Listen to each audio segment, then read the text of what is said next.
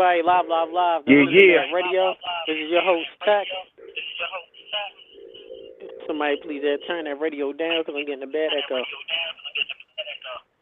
Not sure if y'all hear it or not. But this is your host, Tech, with co-host. NFC Game Boy, what it is, what it do. And I'm the sensational one, Shinblade. The sensational one, Shinblade. How you doing? Do you still hear echo? Okay, all right, we don't. Everybody, this episode is called Lucha Contractor. Today, we will have great guests coming on. First, we will have first star of the Spike TV show, How to Catch a Contractor, and also MMA fighter, Skip Bedell will be joining us. Also coming up at the top of the hour, we have executive producer of the new great hit wrestling TV show, Lucha Underground, Eric Van Wagenen, will be joining us also. Real quick. Guys, are you hearing a bad echo? Because I'm hearing one at the moment. Yeah, I hear one too. No, actually. We do apologize for that. Anybody that hears it. But that got me in the year and they want to mess up our show. That's what it is. Yeah, but real quick, you can definitely follow us on Twitter at tech_UTMR. You can follow NFC Game Boy at NFC Game Boy spelled correctly. You already know. You can follow Shinblade at Sensational One on Twitter.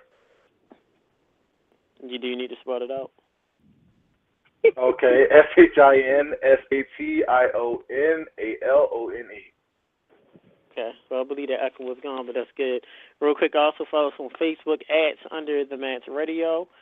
Also, if you need to email us with any questions, any updates, any ideas you may have, please email us at underthematsradio@gmail.com. You can also follow us on Instagram at Under the Mats Radio, all one word. Definitely. And also, somebody real quick, let them know about also, we have a YouTube page, Under the Mat Radio on YouTube. Please look that up.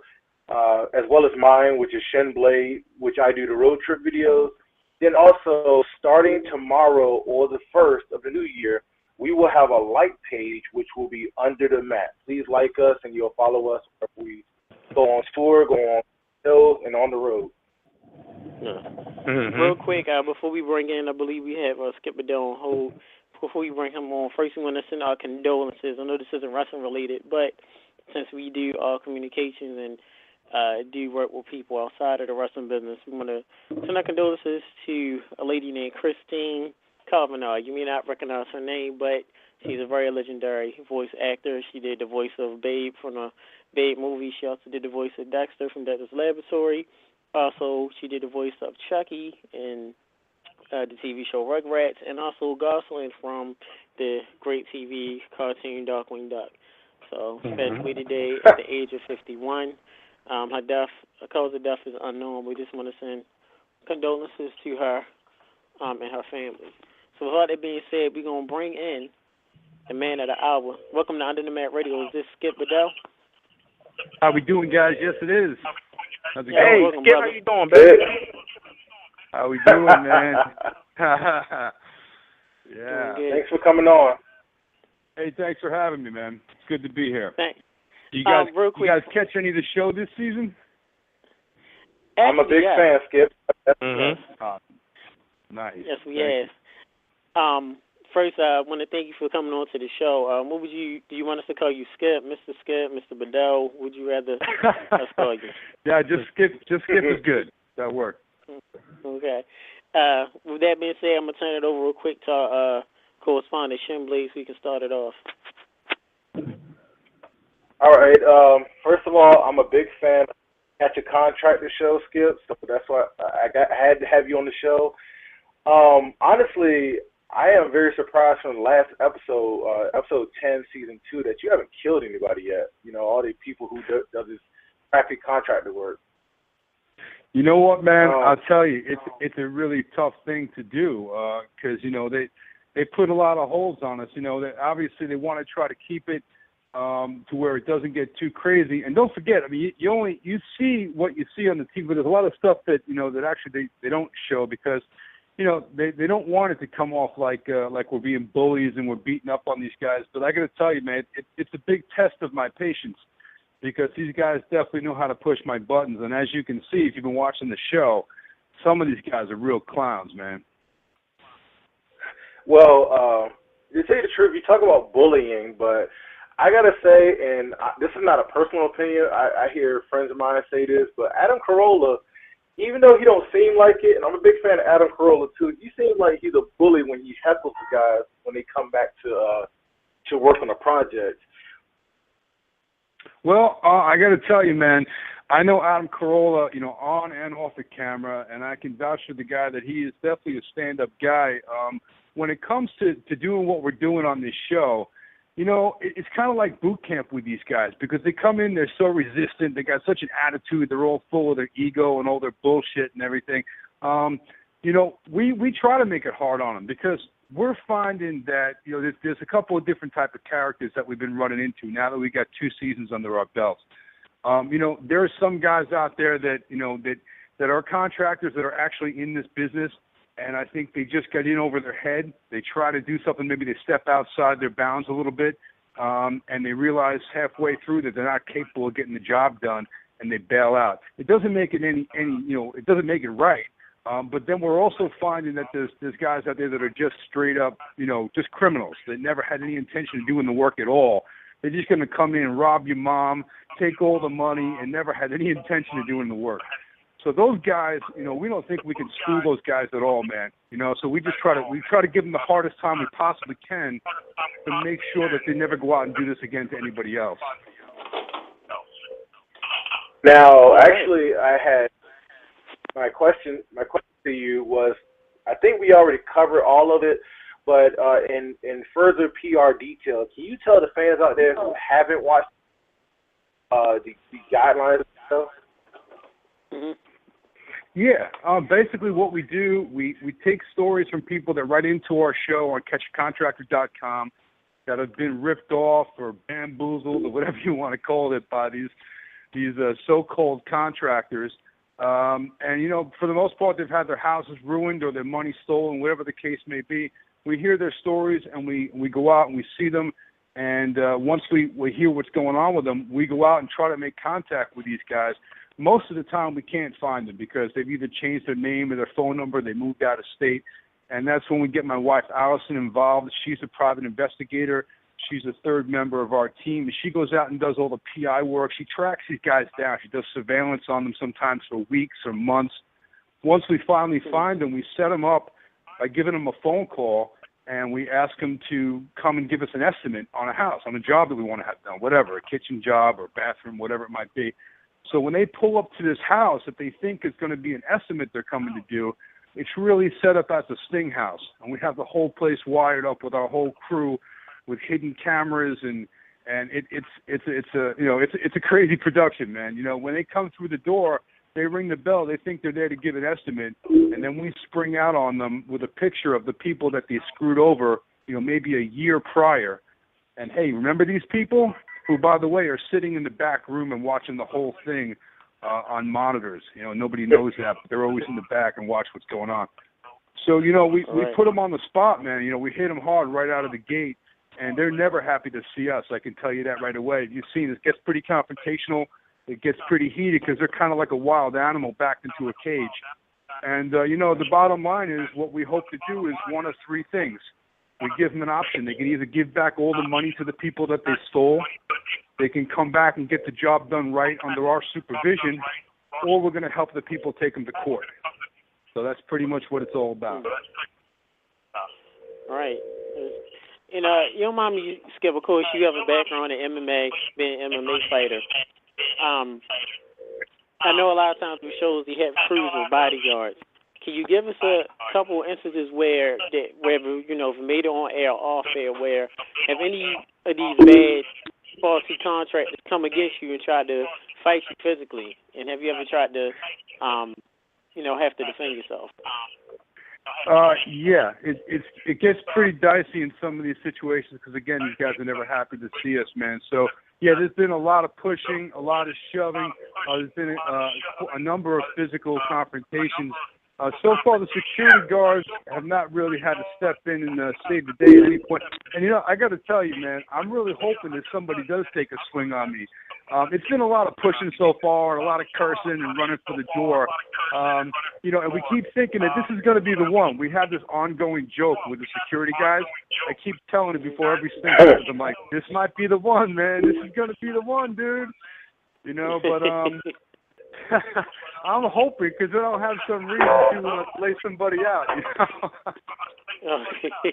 Yeah, no, it definitely gets pretty crazy, and we do have the security there for everybody's protection because we don't have any metal detectors at the doors. We don't know these guys. A lot of them have criminal records. They have violent backgrounds, and they're coming to a place that they don't know why they're there. And when we spring out on them, really anything could happen. And I think up to this date, we've kind of gotten lucky that there hasn't been any major problems with weapons or anything like that. But, you never know. So it's important that we have security in place. Okay. With that, if you can also, Skip, let us know, how did the idea of the show come about? I know your show was similar when we had talked to Shannon, my co-host, NFC Game Boy, how before your show was How to Catch a Predator. And I'm sure you're familiar with that show, where, citizens to come in, catch the predators or whatnot. And now you have your show, How to Catch a Contractor. Let us know how the idea of the show came about and how everything came to where you was able to get it on TV. Well, the producers, our producers that we work with at iWorks, a super talented group of people in California, they approached us with this idea. They had come up with the concept, basically. And I think the idea is amazing because there's such a need for it. There's so many people out there that have been in this situation. And it's something that really everybody can relate to.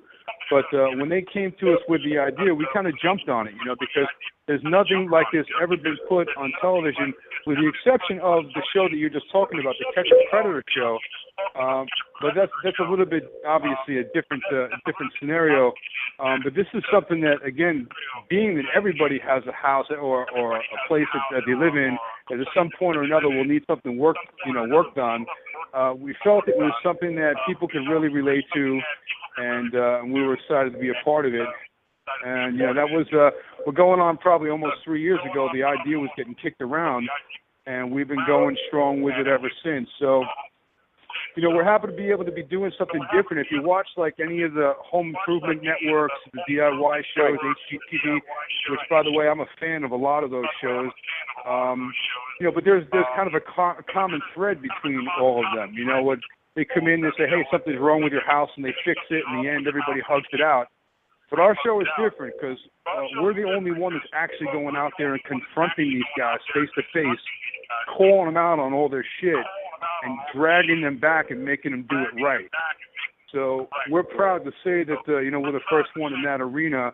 And so far, we've rescued 21 families and homes in the last 2 seasons, and we're looking forward to coming into our 3rd season in the spring. That's good. That's good. I'm sending over the NFC Game Boy. Now, my question to you is very complicated. What happens when the person, who contacted you? Can you guys hear that echo in the back, or is that just me? Yeah, we hear the echo too when I actually show what the problem is. Okay. Yeah, I'm we trying to check on it. It's just on my end. All right. Okay, Go ahead. Okay. Go, GB. What happens when the person that contacts you is the bad guy? The person that contacts you is the person that you're supposed to be looking for. How would you go about it if a situation like that arises? All right, so explain. I'm not quite sure I understand what it is that you're saying. The person that we're looking for were to contact us directly? Yes. Let's say the person contacts you and he wants you to find someone else, but he's a scumbag himself. How would you go about dealing with that person? Well, I got to tell you, we did have one episode, and it's the only one that we've had so far, that the homeowners did contact us, and they kind of had some ulterior motives. They were looking just to get a free fix out of the show. Which, by the way, our show pays for everything. So when you see us come in and do this whole remodel, the show does it all. So we're finding now that we're getting contacted by some people that are just looking to to make up some nonsense and get their house fixed. So anyway, in the first season, we wound up dealing with a setup like that, to where these people called us in on this contractor that did some work, and it turned out they kicked the guy out of the house. They just didn't want to pay the balance that they owed him. And as we got to know the guy a little bit better, we realized that they were the ones actually lying to us. And by then, we were already about halfway into the fix on the job. So we decided to continue it and fix the house and finish it, only because they had a young child that was in danger the way that it was left. And if you had seen that episode in the first season, you would know that we flipped the whole show kind of on them. And at the end, we kind of made it look like, we realized they were lying to us the whole time. And it turned out the contractor was a good guy. So that was the one situation when we had a flip like that. And, those people are out there, man. I would expect coming into season 3 that anything is possible, and I wouldn't be surprised if we get contacted by some more people like that. Okay. Well, Skip, good news on your end, since you're a very tough guy. Even technology seemed to be scared of you. Seeing as how you asked about the echo, and ironically, the echo is gone now. So, dude, nice. I was having a hard time hearing that. That's so much better now. Yeah, it is. We do apologize. We've never had that issue before. Is it okay, Skip, if we bring in a couple of callers? Absolutely. Let's do it. Okay. Hey, we're going to bring one in now. Area code C40, welcome to Under the Mat Radio with Skip Bedell. My question for Skip, when he was on the Playboy morning show, how flirty were the Playboy girls with him? Let me tell you something, man. That was an experience, dude, because I didn't know what we were going to come into. And, if you watched, I was there with my wife. And, from the moment we walked through the door, there was just naked chicks everywhere. And they had us sit down on the couch in regular interview fashion, and were asking us questions. And as they're doing that, they're having girls out in the middle of the floor just do whatever kind of sports they were playing and whatever activities they were doing. So one thing they were doing, you know how you lay in the snow and make like snow angels? Mm-hmm. Well, they had a bunch of fake leaves on the floor because we were coming into the fall when we were there, and they were going to make leaf angels. So they got these couple of naked girls laying there doing leaf angels right in front of us as they're doing our interview, and it made it a little difficult to concentrate on what we were talking about. So, but it was a good time over there. That was it's a really well produced show, and we had a lot of fun with those people. Man, Cheeky, did you have any more questions for Skip? Yeah, my final question is, do you have any self-defense tips? Say like a bad guy comes after you. I know Dean Severn said the best self-defense tip is to avoid fights, but let's say if you actually are in a fight and have to fight, what is your number one self-defense tip? Yeah, my advice to you, the best self-defense is not to fight, actually. But, of course, if you have to protect yourself, then you got to do what you got to do. I'm a wrestler myself. I'm a ground fighter. I love to wrestle, and so anything that I'm going to tell you is probably going to be involved with something that's going to be quickly to the ground and finished quickly. So, I'm a big fan of leg sweeps. I'm a big fan of upper body throws. So depending upon what type of fighter you are, I know for me, I'm going to try to take the legs out and go to the ground as quickly as I can and put that person in a situation to where, they're going to be disabled immediately. So I don't know what kind of fight background you have, but that's where I would come from. Hey, well, Cheeky, thanks much for calling. Very little. All right, Thank you. Thank you. Well, you're welcome. I have a background also in wrestling. I wrestled in my first place in a wrestling tournament and wrestled since I was 8. So I do know in wrestling they always say shoot the leg. Shoot the leg first, or do an ankle pick or whatnot. So, since one of our faithful listeners, Cheeky, called in and mentioned we you have a background in MMA, and we're good friends with Dana B. Severn. We've had him on the show, Boss Rutten, and we also had Ken Shamrock. And one nice. question we asked them, which we'll ask you since you have a background, is your thoughts on Brock Lesnar, and even now with CM Punk now joining MMA, you're starting to see a lot of wrestlers more so getting into UFC or MMA world. What are your thoughts on them? Well, listen, there's a lot to be said about the professional wrestling world, if you want to call it that. Obviously, a lot of theatrical background behind that, and I don't think that's any secret. But there also are a handful of guys that are very qualified, wrestlers that come from Olympic, long-time All-American collegiate backgrounds. Brock Lesnar, if you follow his career, was a very legitimate champion wrestler, and he absolutely deserves his place to be in that ring and contend for any championship belt they'll allow her to contend for. He's a big name in wrestling, and obviously making his way up as a big name in MMA. And I'm a fan of Brock's. I think I think he's got a future ahead of him. I understand he's coming into a couple of new deals right now, and I'm excited for him. I'm hoping that he has a good future ahead of him now. Right. Real quick, I want to ask Steve before we turn it back over to Shenblade, is explain how do you feel about working with your wife? I know a lot of people try to not mix business with personal. So explain how is it? Does it bring the marriage together? Your wife is a private eye, and you being a contractor MMA fighter. Explain how that helps your relationship being married, and how it also sometimes may cause some kind of strain. Well, I will tell you this: that being that my wife is, a professional investigator, I can't get away with anything, guys. That's the first thing I will say. You don't need cheaters for you. She already the whole cheaters. No, man, I don't roll like that anyway. But even any other little thing, man, just she makes it tough. No, but she's a great girl. I'm very lucky because she's my best friend, and we have a very cool relationship.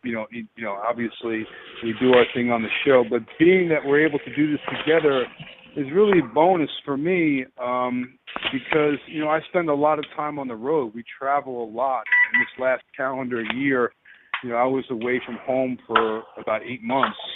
On and off, flying all around. I think I flew somewhere in the range of about 60 times over that period of time, all over the place. So the show takes us everywhere. And if I had to do that alone, it would be hard. It would be hard on any relationship, any marriage, So I think it's a rare opportunity. Not many people in entertainment or any walk of show business at all can say that. Most of the time, their families are at home.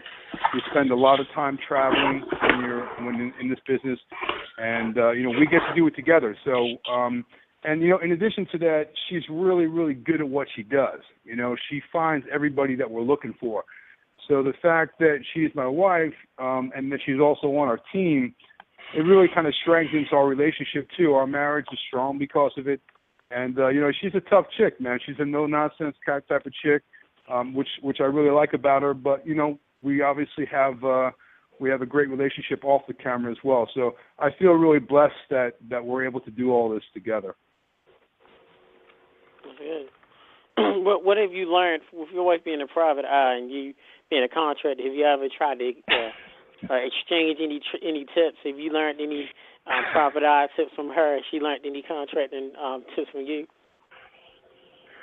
Well, yeah, actually, she's always telling me stuff, about the different equipment that she uses. They have a lot of really cool spy type of equipment, all sorts of cameras hidden in everything you can possibly imagine, from pens to glasses to art clothing, So it's really cool to see some of the technology that they're using these days. And as far as me, showing her stuff with the contracting, she gets to come on all these jobs, all of these remodels, and she always gets to see what it is that we're working on. And she actually really likes that stuff. We're always doing stuff around the house together as well. So I managed to get her into using a lot of different power tools now, and trying to teach her how to do some woodworking. So it's kind of cool that we can share some of that stuff, you know. And also, in addition to that, she's an expert marksman. You know, she's full-time carry with the Glock 9, and so I get to go to the range a lot with her, and we rip off you know, a bunch of rounds together. So it's cool that we can go and we can shoot too. That's not something you get to do with any average chick most of the time. So she's pretty badass when it comes down to it. Hey, real quick, we have another caller, Skip. You don't mind? Area code 410. Welcome to Under the Mat Radio with Skip Bedell. Area code 410. Hello. Anybody? They hung up, man. they didn't hang up. They was just scared to talk. So you call if you can. Please call back. Show Skip is a very tough guy. He's a very nice guy too. So go ahead, Shan. Actually, I wanted to bring back to one episode, Skip, because honestly, this is one of the funniest, at least one of the funniest moments in Catch a Contractor history in his 2 seasons. Can you tell the fans out there about that Marine episode where, you know, the I changed my mind motherfucker move? Oh, man. All right, so we got this cat Manny, right, and he's pretending to be a contractor. This guy, by far, is the worst carpenter, the worst builder, the worst everything that we've ever come across. And people ask us that question all the time. I've done hundreds of interviews. Who's the worst guy that you've ever come across? It's always, whether I'm getting interviewed or Adam is or anybody, we always say the same thing, Manny Lopez. So as it turns out, when we busted him in season 1, we're like, look, man, you don't have a license, you got no education, you don't even know how to use one of these tools, let alone even know the name of the tool, man. You're the saddest, most pathetic example of a builder we've ever seen. You got to make sure that you promise us that you are done with this business. You're never going to do this again. And on camera, on national television, he said, dude, I am done, man. You guys rung my bell so hard, I'm never doing this again. So as we're filming that show last season, people are watching the show, and a couple writes into us on the Catch a Contractor website, and they say, oh, my God, we're watching the contractor that screwed us over right now on your show. We know that guy. And in addition to that, the guy that he screwed over, which you saw in season 2, this last one, that was his best buddy. They were in the Marines together, so it really added insult to injury. Not only did he rip this guy off, but he ripped off his best friend. They were in combat for years together. So this guy that he ripped off, Mario, and his wife, and they had a beautiful little girl too. You know, he was so pissed off, man, because he just left them in a bad way. He took every dime that they had. They trusted him with all their money, all their savings. They gave it to him up front in cash. And he just took the money and split, but not before demoing their house, not before leaving them in a death trap. So they hadn't seen him in months and months. They stopped answering their phone calls. He just split. So when we finally got him back to that house, the guy, Mario, I think he was just like 6 months overdue to beat Manny's ass. And he promised us that he wouldn't. He promised us that he'd be cool. He let us get him back to the house because, you know, we want to get him back there to fix the place. That's our main objective in all of this. We always want to get the house fixed. So we got the guy back there. Mario says, all right, man, we're going to leave. We always put the people up for a week in a hotel. That's part of what we do while we're doing all the work. We get them out of there. And what had happened was they left, and then he came back around the block later on that day, and he told his wife, he goes, oh, honey, you know what? I left something back at the house. Let's take a ride back over there real quick. I'll run inside and grab it. So he snuck in around the back side of the house. We have all of our people, like the whole block is closed down for all the construction. I don't even know how he did it. He must have come through a window or whatever he did. But, man, if you watch that episode, we're standing in the kitchen, me, Adam, and the contractor, Manny, and in comes Mario flying in through the back door. I changed my mind, motherfucker. And he grabs Manny in a headlock, man. and just smashes him into the refrigerator. And he just had him in this death grip. And if you watch the show, I mean, you only saw a little clip of it because they showed part of it. They don't have time to show everything because obviously everything gets edited for time. But if you see in that, you'll see me and Adam trying to peel the two of them apart. And at one point, I got Manny kind of like in a rear naked, but not on his throat. I was afraid to put my arm around his throat because we got to be careful. If we hurt anybody, we wind up getting sued, and next thing you know, we're off the air. So I just slid that headlock, that rear naked headlock up across his face, and it kind of crossed the bridge of his nose on his forehead, and just clamped down on his head.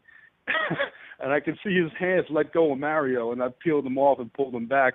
And that was the most unexpected moment that we had of the season because we really didn't see that one coming. Mario had promised us earlier, and he was like, all right, man, I promise you guys I'm going to be out of here.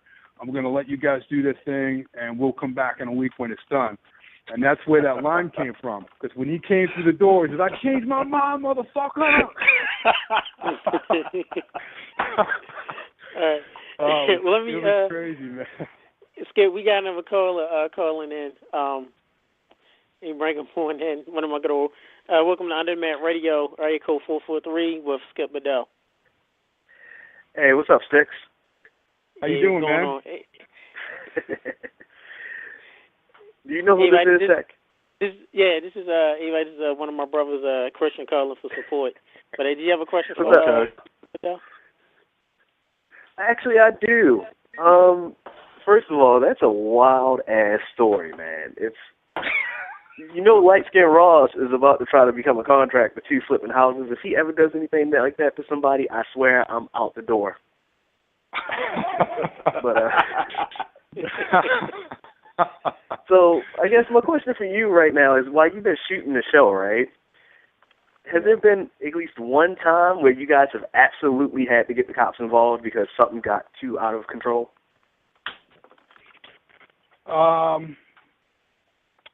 The police have been, I think, called probably on one or two occasions. As we mentioned earlier in this show, we have security there that, if anything gets out of hand, obviously we're always worried about weapons and things like that. As I was just saying to the guys a few minutes before, these guys, they don't know us, and we don't know them. We do know about their background and their history, and a lot of them do have criminal backgrounds and violent assault histories and things like that with weapons and stuff. So it is a big risk because even though we get them there to come to this estimate and sting them and everything else, the bottom line is, they could have a gun on them or a knife or whatever, and we don't have any way of knowing that. So it does get a little bit crazy. To this point, we haven't had anybody arrested. We have had some authorities involved with some of the licensing bureaus and things like that to take these guys off the map because some of them just don't deserve to even be on the planet, let alone be in this business. But so far, no, knock wood, man. It hasn't come to the point to where we had to have any police intervention yet, and let's hope that it doesn't. All right, good. And what's the plan for New Year's, man? Well, funny that you asked, man. As of right now, it looks like we're going to a really cool party with a bunch of cats that I roll with, some of the guys that I train with at my place, where we do all of our MMA and training. And we're going to have a bunch of friends over and some family, and it should be a good time. We got another cat that's got a great band. We're going to listen to them play, and it should be fun. So we're looking forward to it. How about you? What are you guys all doing? Anything good? We gathering over here, and Tech is invited, but I don't know if he actually going to show up this time. What about you, DB? You going to come over? I'll come. Well, whatever you guys do, man, just make it a safe night. You got to watch out being on the road with all the crazy folks out after midnight. Oh, absolutely not. Tech already know how we roll. DB know how we roll. Yeah, you got to know, Skip. This is Baltimore. They roll crazy up here, so we know what you're talking about. Yeah, I heard about you cats, man. I know you're all crazy. Yeah. All right, TV. Thanks, man, for calling in. My pleasure. Hey, All right, Tennessee Game Boy. Yeah, I have one last question. The goal of the show, of course, is to catch scumbags and assholes and stuff like that and everything.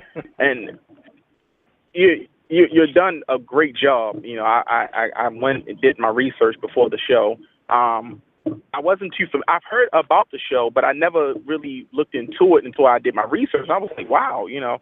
And my last question to you is that what has been the biggest one to you? Like, what was the most emotional one? The one that you felt like, good job, man. Like, you know what I'm saying? What's the one that really just stuck with you the most?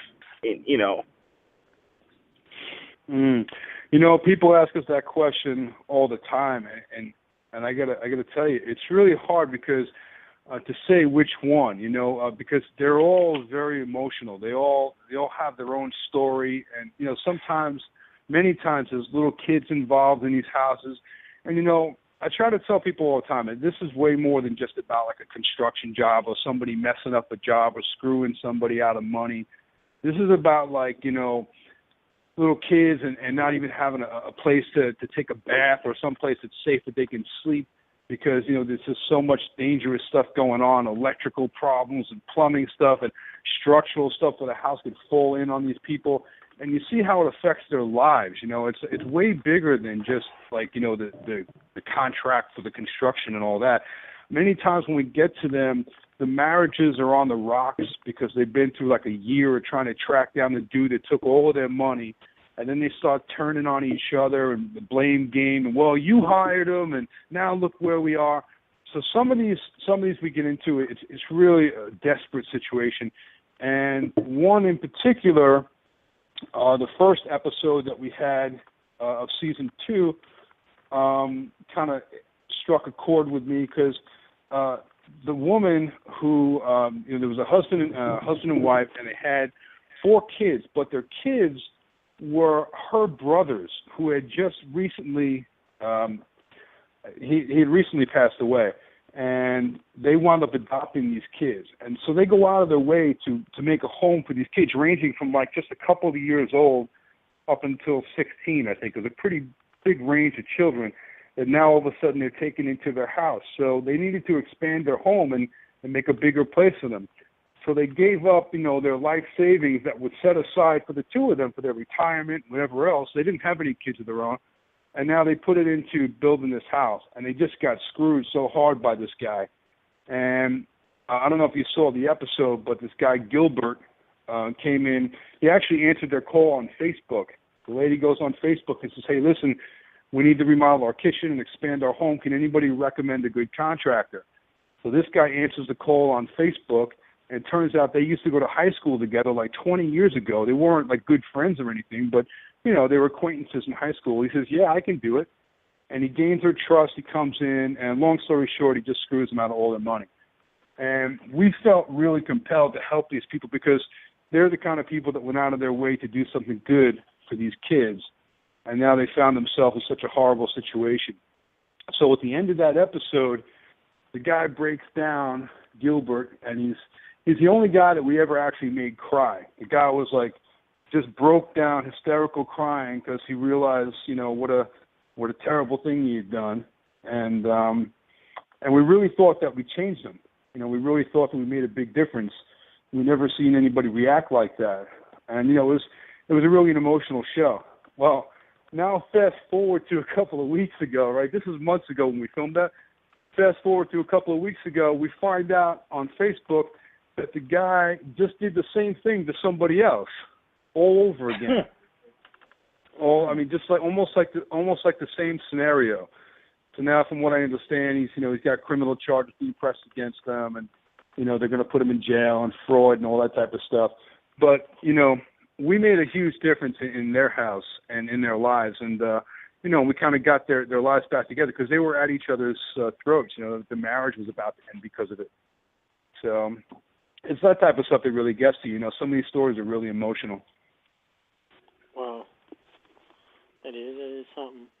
Now, how would you compare your show? You watch all the other home improvement shows that goes on. What makes your show what makes you as a host totally different, you and Adam, from any other show that's been on before you, or they may even try to come on after you? Because you know y'all the first of your kind, so I'm pretty sure somebody's going to try to come up with a copycat or a similar show like this to try to be better than y'all.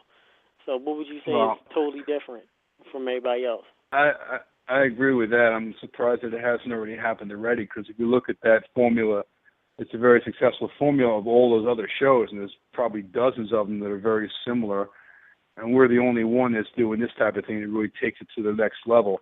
I think that what makes us really different is the chemistry that we have, you know, the three-part team that we have between my wife, myself, and Adam. You know, Adam, we all kind of bring something different to the table. Adam and I kind of have the good cop, bad cop thing going on, you know, and he's just a super fast, super witty guy.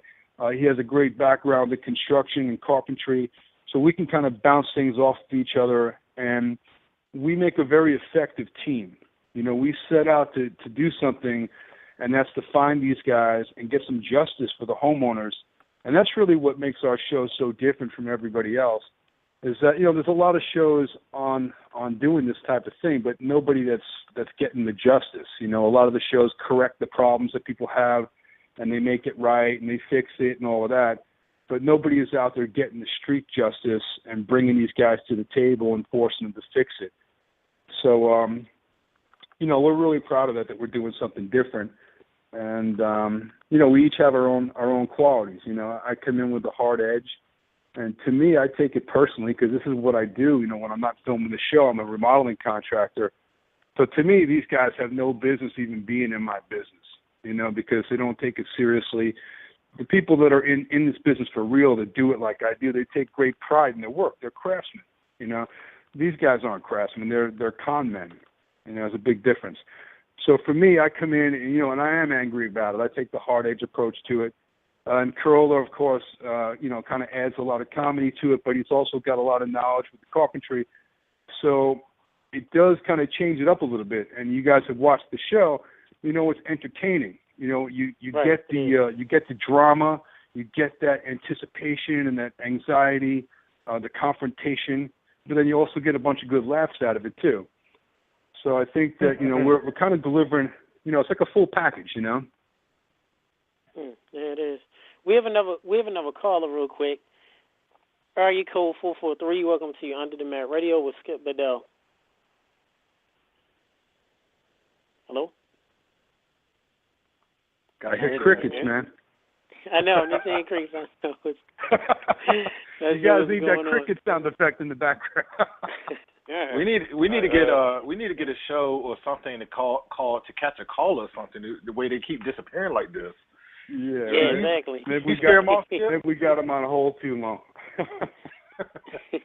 Ellie, Skip, what is next for Catch a Contract? I know y'all been on the air for at least 2 seasons, hopefully be a 3rd season. What would you add if you had all of the power? Because of course I know Spike TV have, you know, the authority and the powers on things. What would you add Good different? question. If what would you add different to the show? Okay. For the next season? Yeah, that's a really good question, and I have an answer waiting for you. I'm happy to say that we have been picked up, and we are signed and rocked and ready to go for season 3. So we start in the spring. We're going to be branching out to some different territory. We're going to be in Las Vegas in the spring, and we'll be back for the beginning of the summer with our 3rd season. But to answer your question about what I would add to it, okay. Here it is. I've been thinking about it the last 2 seasons, actually even before we started the 1st season. There needs to be a 4th option. Now, you all seen Bully Beatdown, right? My friend Mayhem Noah? Mm-hmm. Okay. Oh, my God. All right. So now we have the 3 options that are classic, and everybody knows what they are on our show. You can give the money back, you can come back and fix the house, or we're going to see you in court. There needs to be a 4th option that gets me in the cage. Now, I already have this thing planned out. I'm thinking that what we could do, right, we could construct a cage. We could roll it in on the back of an 18-wheeler like a semi, like a flatbed trailer. We roll it down the block in front of the house, and we park that sucker right in front of the house, and we get all the neighbors from the whole community to come out And we give them a fourth option, man. Listen, if you don't want to do any of those other things, then you got to get in the cage for 3 rounds with me. So at least, at that point, we can get some satisfaction. I finally get to kick somebody's ass and choke somebody out, which I've been waiting to do for 21 episodes, but it hasn't happened yet. and these guys will get a beating that they so desperately deserve. Some of them, I think, get off too easy, man. It's like we get them back there, we make them fix the house, but it's like, it just doesn't feel like. I think we got to take it one step further. So that might be a cool fourth option, because we know option 1 is never going to happen. They're never going to give the money back because they always spent it all. So we hope that they will come back. The main thing we want to do is option number 2. We want to get them back because we want them to fix the house, and that gives us an opportunity to school them and show them how to do stuff right. But if they're not willing to do any of that, they don't want to step up and man up and do the right thing, then I think they deserve to get the beating, and that's where the cage option number 4 comes into play. So that's what I would add to it. I like that. Speaking of beating the crap out of anybody. No, go ahead. No, go ahead. Oh my God. Yeah, I've been rolling that option up the flagpole a couple of times. I'm hoping somebody over at the production company or at the network is going to bite. Maybe we'll change it up a little bit for season 3. That's yet to be seen. We haven't clarified it yet, but if I had my way, like you said, that's what it would be.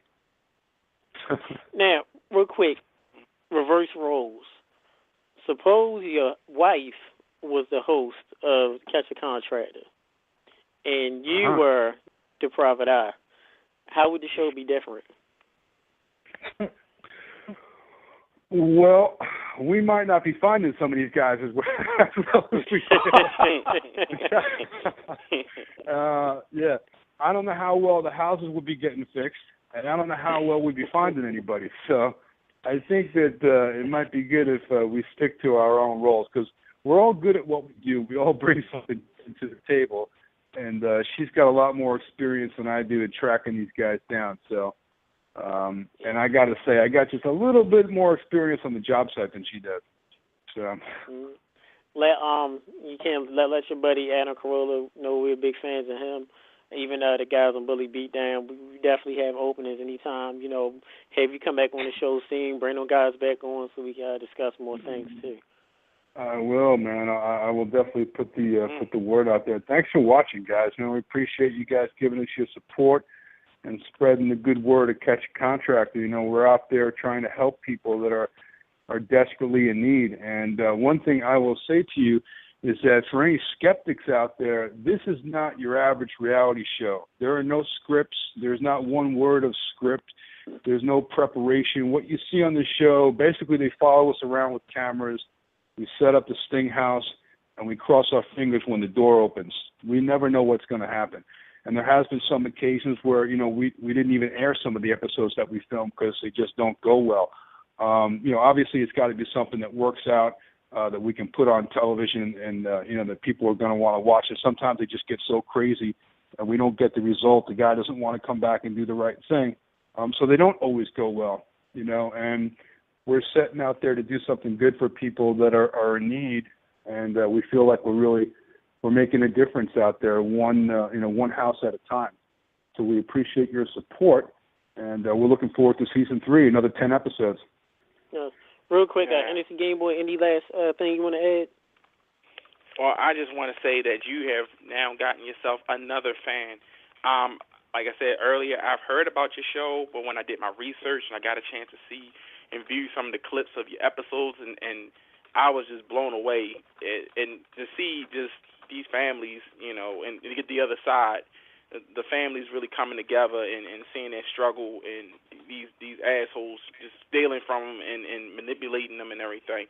You really changing lives, and that's the most important part of it. So you got a new fan. Keep doing what you're doing, and I hope you get to whip some ass. Trust and believe. Hey, thank you, man. Thank you. I hope so too. I'm hoping this season, like I keep saying to the security guys, this might be the one, man. This could be the one.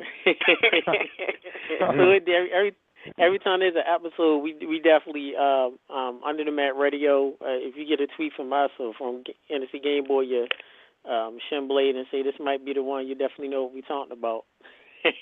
Absolutely, and I appreciate you guys following me on Twitter and Facebook and Instagram. I'm on all of that stuff. Skip_Bedell on Twitter, and just Skip Bedell on Instagram and Facebook. And, again, we appreciate everybody's support. We really are out there trying to help people. And every single person that follows us and spreads the word of our show, it's just one more person that's backing us up. And it really does come down to the numbers. Our numbers have been off the charts. Our ratings have been higher than I think the network ever expected. And we're really excited to be coming back for a third season. So, again, we appreciate your support. Well, real quick, we have 801 area code, 801. Welcome Under the Mat Radio real quick with Skip Bedell. Did you have a quick question? Yeah. Hey, Skip, this is Eric Van Wagenen. I'm lined up behind this guy. Oh, wow. Hey, how you doing, man? Hey, how's it going? I'm just listening to you, Skip. You sounded good. I got to check out your show. Hey, thanks a lot. Appreciate it. Thank you. Thanks much. Well, Skip, anything you need to add before we let you go? No, man, once again, I just want to say, guys, thanks for having me on. I appreciate the support for our show. We're coming back in the early summer with Season 3 of Catch a Contractor, again on Spike, Sunday nights, if we have the same time slot, which I believe we will, 10 o'clock every Sunday night. Look for us, in the coming attractions when they announce when we're going to start our season. I believe it's going to be sometime in early June.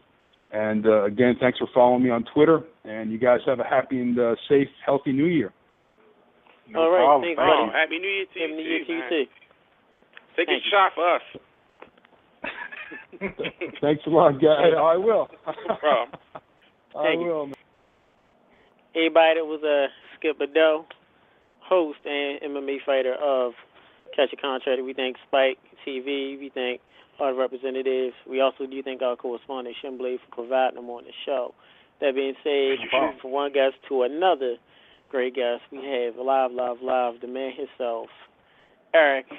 Don't beat me up. Make sure we say your last name. How do you say your last name? Wagenen? Is that right? It's Van Wagenen. I've been fighting people my whole life, so I'm saying that right. So you did good. Van Wagenen. Okay. Van Wagenen. Yeah, that's it. Yeah, Eric Van Wagenen. Can we call you Eric now? Is that cool? You can call me Eric. All right, okay. Eric Van Wagenen, who is the executive producer of the hottest wrestling show. I'm sure you're not sports entertainment. Oh, we're wrestling all the way. We're lucha. Actually, we're lucha. But if we're gonna translate it, we're wrestling. Sports entertainment. I don't know what that is. Yeah. Oh, yeah. Yeah. I think all the old programs we all had said wrestling. I don't think any program said sports entertainment. Yeah. No, I've heard. I understand that a lot of people have to use that term, but I think we're comfortable with just calling it wrestling. That's what we all like to call it, wrestling and lucha. It's a very hot show on the LRA network. Definitely. Thanks so much for being on the show. Hopefully you're having fun so far.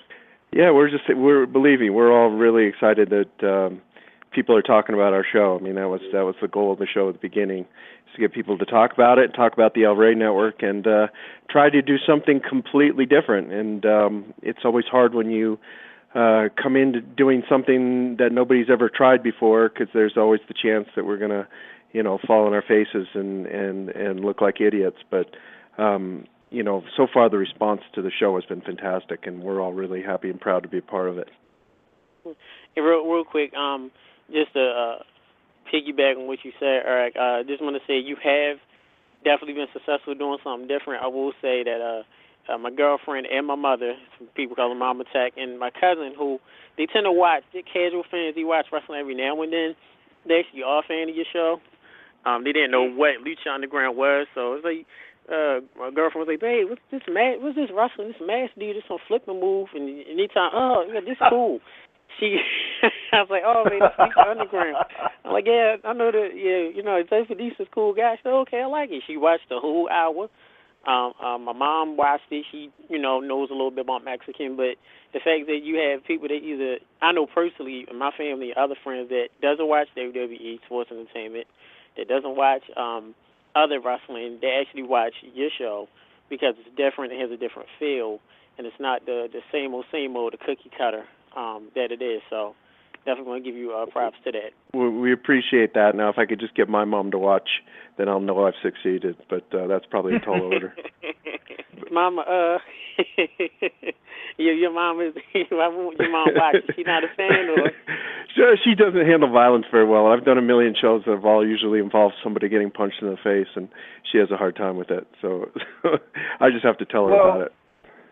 Well, Eric, I have to say that my mother's the same way. She doesn't like wrestling, but for some reason she likes boxing, which I find to be kind of like pot calling the kettle sometimes. So yeah, I'm a huge boxing fan. I actually I was the showrunner for a show called The Contender that did 4 seasons on NBC and ESPN and then the Versus Network, and got to work with one of my all-time heroes, Sugar Ray Leonard, on that show. Wow. And he's from your neighborhood, right? You guys are where you guys are in Baltimore? Yes. Yes. Yeah, he's from Palmer Park. Is that close? Palmer Park. NBC Game Boy, you familiar with that, Shane? I've never heard of that. I'm not from Baltimore. Yeah.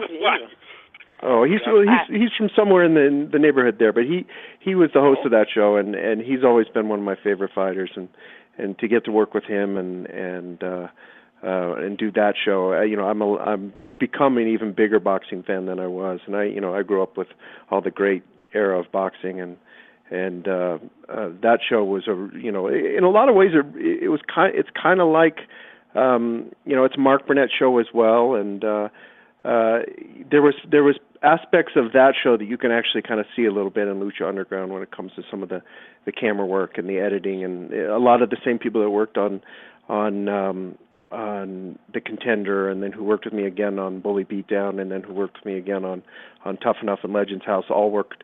They also have now worked with me on Lucha Underground, so there you can kind of see similarities sometimes between those shows, and it's a great group of really talented people. Yeah, sure. I never thought of that. NBC Game Boy?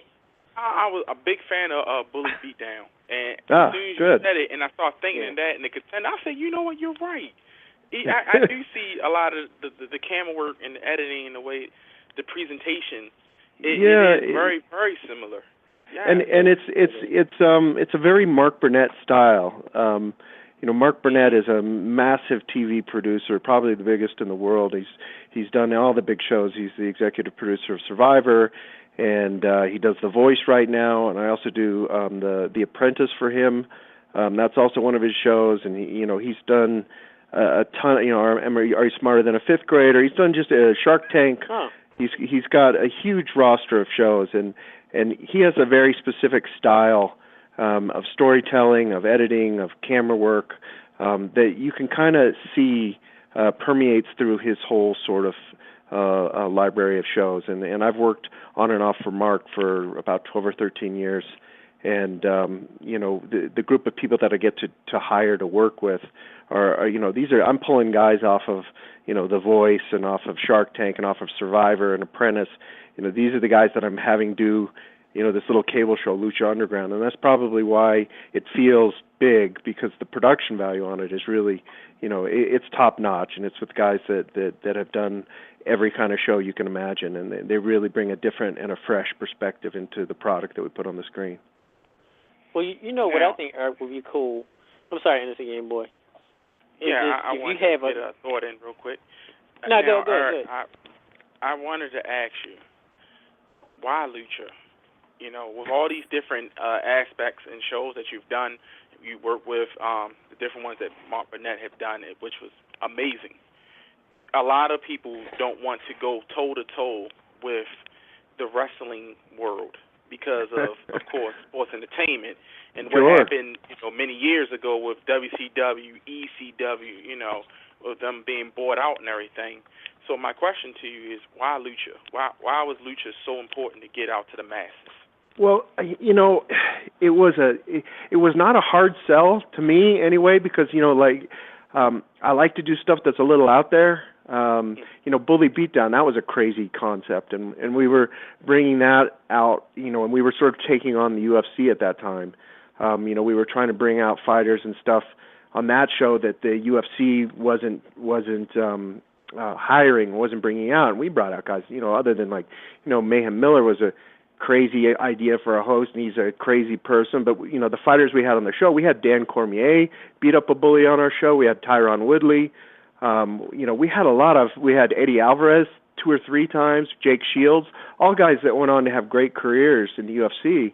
And we kind of just thought, look, if we create this, and it was sort of the same with Lucha. It's like if we create this little sort of underground kind of show that people don't have a lot of expectation of, and we put a lot of really hard work into it, and if we really embrace the subculture of wrestling fans and really give them what they've been lacking, we had a chance to really make a dent. We had some backers come forward, the guys from AAA, Lucha Libre AAA out of Mexico, and then there was a couple of other investors, and then we had this brand new channel, the El Rey Network, that was sort of Robert Rodriguez's baby, and if you like his movies and you see the stuff that he does, you knew it was going to be edgy, and you knew it was going to be cool, and you knew it was going to try things differently. From my opinion, I've worked on all the big shows, and I still do sometimes work on the big shows, but I find it a lot more fun to try stuff that nobody's ever tried before, and to try to put together a creative team of people that can bring something completely different to what people are seeing, and frankly, I'd done 2 shows for WWE. I did Tough Enough and I did Legends House, and I sort of knew that they were too big of a company to really notice Lucha Underground very much, but that we could actually probably siphon off a piece of their audience that maybe wasn't being served. Right. Thank you for that. Real quick, all right, we're gonna bring in a caller. Okay. Right now, all right, cool. 111. Welcome to Under the Mat Radio with Eric. All right, cool. 111. You're on live. Hello. Do apologize for that, Eric. We're bringing another caller. Yeah. All right, cool. T40. Welcome to Under the Mat Radio with Eric Van Wagenen. My question for Eric is, what percentage of the audience is Mexican and watches your product? And the second question would be, is there any chance Tita Santana or Shelly Martinez will come in as non-wrestlers in your federation? Well, to answer the first question, it's kind of it's sort of a hard thing to quantify. We knew when we came on to the El Rey Network that they don't have the penetration that a USA Network or another major cable has. Most people, when cable channels start, they usually take over an existing platform that's been around for a while, and they just rebrand a channel that already exists. El Rey was creating a brand new channel, so even people who had DirecTV had no idea that Channel 341 even had a picture on it. And so, we're not, the goal for El Rey is to get people just asking the question, where is El Rey and how do I get it? So, one of the things that has been really great about working with El Rey is they just want to get the show out there. If you follow their YouTube channel and you follow their Facebook page and you follow their Twitter feed, it's constant. They're tweeting stuff out every time there's a repeat. They're tweeting stuff out every day all during the day. They're taking their best material and giving it away for free. They just want people asking, like, where is El Rey? How do I get it? What is this show? How is it possible for me to see it? So, I think we've accomplished that mission as far as what El Rey. Now, obviously, we would love to have hundreds of thousands and millions of people watching it every week, but that's going to take time. Our Spanish-speaking partner, the channel Unimas, we've been getting anywhere between 300,000 and 500,000 viewers every week, and it's on a pure Spanish-speaking channel. A lot of people, we simultaneously shoot 2 versions of the show. We shoot all the promos and all the roll-in packages and the bumper stuff and the announce tracks in both English and in Spanish, and we re-edit a separate show for the Spanish market. But it's basically the same show. It's just that one's in English and one's in Spanish. And so that has done really, really well for Unimos, and we're hoping that it continues to do well. And of course, we're always pushing for a better time slot than Saturday afternoons. But I think they've been very pleased with the numbers we've been getting. Now you asked about Tito Santana, and I don't remember the other name. I know Tito. I'm not sure what the status on Tito is. I don't know if he's under one of the contracts with WWE, one of the legacy contracts or whatever that they offer some of the guys or not. But we're starting slow. We're looking at anybody and everybody. But we're a 1 hour once a week show, so it doesn't do us any good to sign a roster of 90 people if we can only get between 8 and 15 on every week. So we're talking to a lot of different people, both sort of well-known people from the wrestling world or sports entertainment world, and then we're also definitely have a thumb on the pulse of the indie markets, and there's a lot of sort of big-name, popular indie wrestlers that we're currently in negotiations with. Good. Well, Cheeky, thanks much for your call, buddy. Thank you. I actually have something. Okay. Eric, I have watched this with friends, and I know Tech has friends who have this question, and I know NSC Game Boy have friends with this question. There is a wrestler on the show that is named, Escarlata Pimpinella. Escarlata. Yeah. And people all the time, and I did my research after this, people all the time question it like if it's a man or woman, it's a man. Can you explain to the listeners about our Exoticos division in the show, wrestling? Sure. The Exoticos are something that has been a part of the Lucha Libre culture, since the beginning. Minis and Exoticos and female luchadoras were part of Lucha Libre long before they were ever in any kind of American style wrestling. It's just sort of accepted. The minis that they have been around. Mascarita, Sagrada. I think he's second generation. There's these sort of Lucha Libre sort of characters that have been around forever. We didn't really plan on initially to bring in minis or Exoticos.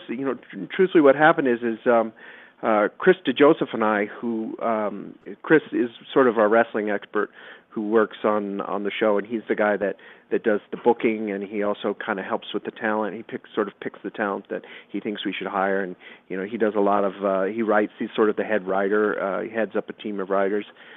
We went down to Triple Mania, and we went down to Triple Mania to see the guys that we were planning on bringing up. We went down to see Phoenix. We went down to see Pentagon. We went to see Sexy Star. We actually went down to try to catch Ricochet down there as well, but he wasn't able to make it. But we went down there to meet and see those guys that we were negotiating with.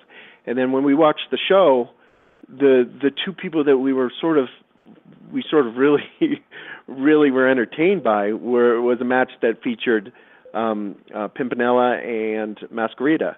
And so when we came back, we talked to Dorian Roldan, who'd been getting us all the guys out of AAA, and we said, hey, what if we tried out Mascarita and Pimpinella? And so we brought those guys up, and we put them in, I think it was either our second or third tape weekend, and the crowd went crazy for them, and we went crazy for them, and we thought they were great.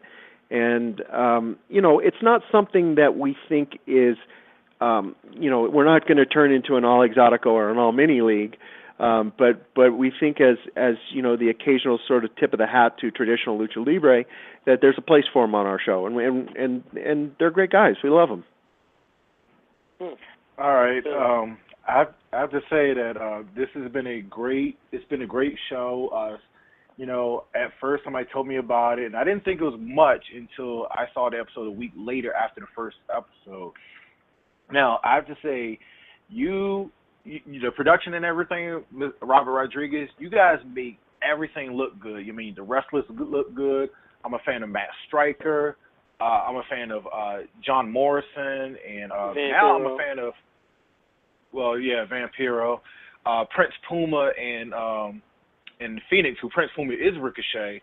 Now, I have to say is that the promos in between the matches are so deep, it's just like you're in a movie other than being in wrestling matches. And I have to say that it has been truly a great show. Now, I want you to tell everybody how great of a guy is Dario Cueto. He seems like a coke dealer when he talks. He's great. Dario is we weren't really, we were looking for somebody to play that character, and we got really lucky when we met Luis Fernandez Gil is his name. And he really didn't know that much about wrestling when we started, and when we met with him, and we would, it was sort of a long kind of audition process where we met with him probably 3 or 4 times and had him read 3 or 4 times, and we just kept going back to him, and there was just something about him, and then we gave him the role, and we took him actually down to Triple Mania with us as well, and we kept kind of giving him homework to watch. He'd go back and he'd watch old Roddy Piper clips and things like that, and he would start to try to develop this character. And then when we first started shooting with him, he just sort of took it and created this, maniacal, evil, it's sort of a cross between Tony Montana, I don't really know, and he sort of took over this character, and we all just sort of sat back and watched him work, and we loved him. We knew that we'd get a little pushback when we said, oh yeah, there's this little authoritarian figure, and it's sort of the lucha libre version of Vince McMahon, but when we weren't surprised that people were sort of backlashing a little bit against that, but the whole time we were like, where do they see him? Where do they see him in these scenes? He's a real actor, and he's great. I think people have gotten over their initial sort of skepticism about that character and have sort of fully embraced the Dario Cueto character, and we really like him. We think he's doing a great job. Well, I have to say that I have to say that he got over big because there is a YouTube link around that has Dario Cueto screaming ladder match 25 times or 40 times in a row. For 22 minutes. Yeah, and those are the crazy guys over at El Rey. They have this whole social media department that are really into the show, and they come up with weird stuff. And that one made me laugh. That one was totally unexpected, and it was they were trying to really promote the fact that we let a 22-minute match play uninterrupted on broadcast television with no commercials. We were really playing that up, and those guys really took that, and that got a lot of traffic, and they really nailed that one. And those guys are great. They're the guys that manage the Twitter accounts and the YouTube page and the Facebook page, and their enthusiasm really pays off. Yeah, I definitely do agree with that. I do love the grittiness. Like I said, I've always been give ups to Innocent Game Boy, my co-host, who actually for my birthday, good number of years ago, when Grindhouse came out in theaters, and Robert Rodriguez did Planet Terror, and Quentin Tarantino did Death Proof, and that was my first, introduction to Robert Rodriguez, only knowing wise, and then I realized, he did. From Dusk Till Dawn, the movie, and did this, that, and the other.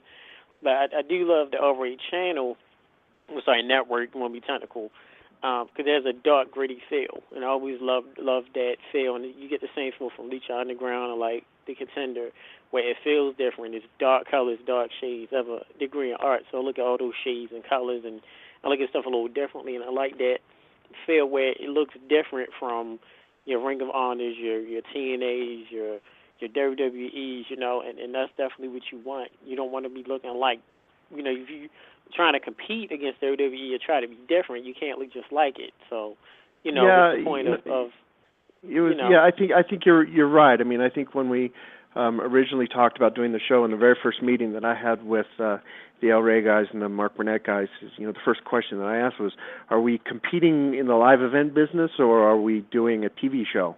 And they said, no, we're doing a TV show. And then I said, great, then I'm in. This is what I want to do. We're not looking to sell out 17,000-seat arenas, and we don't need big, shiny stages with video screens and pyrotechnics and sound blasting through the place and the whole thing. Like we wanted to make it look like Fight Club. The guy I called first off was the location manager that found me the spaces for Contender, and I said, look, what do you have downtown? And that space was the first place he sent me to, and we walked in, and and it just looked like what we wanted it to be.